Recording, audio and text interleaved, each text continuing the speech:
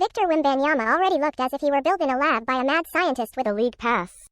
Fixation. His performances through 1 week suggest that Igor grabbed all the right parts this time. Strictly by the numbers, the Spurs rookie wasn't necessarily wowing us. His scoring average 15.7 points per game is less than all but 17 of the 74 players who have been named Kia Rookie of the Year, and 7.3 rebounds seems modest for a guy who is 7'4". But it's Wembanyama's bag of tricks. Overall 2.7 steals per 36, 2.2 blocks, and how smooth his skills look as he demonstrates them. All that should scare NBA foes through more sequels than Michael Myers. God, back in a schlocky 1950s sci-fi flick, Luka Doncic would have been the protagonist who accidentally gets caught in a cloud of nuclear fallout and suffers freakish effects. Only, in the Dallas Guard's case, he doesn't grow to Godzilla sizes, his game does.